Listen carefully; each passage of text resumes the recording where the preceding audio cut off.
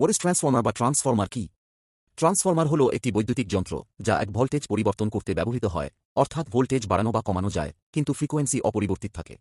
Working principle of transformer বা transformer এর কার্যপ্রণালী। Transformer কাজ করে ইলেকট্রোম্যাগনেটিক ইন্ডাকশন নীতির উপর ভিত্তি করে। ট্রান্সফর্মার এর প্রাইমারি কয়েল যখন এক ভোল্টেজ দেওয়া হয়, তখন কয়েলে এ ডিরেকশন চেঞ্জেবল কারেন্ট বা পরিবর্তনশীল কারেন্ট প্রবাহিত হয়। এই পরিবর্তনশীল কারেন্টের ফলে একটি পরিবর্তনশীল চৌম্বক ক্ষেত্র সৃষ্টি হয়। এই চৌম্বক ক্ষেত্রটি ট্রান্সফর্মার এর লোহার কোরের মাধ্যমে সেকেন্ডারি কয়েলে প্রবেশ করে।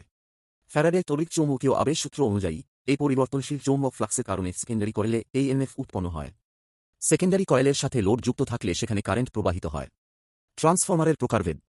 ট্রান্সফর্মার প্রধানত দুই প্রকার। স্টেপ আপ ট্রান্সফর্মার ভোল্টেজ বাড়ায়। স্টেপ ডাউন ট্রান্সফর্মার ভোল্টেজ কমায়।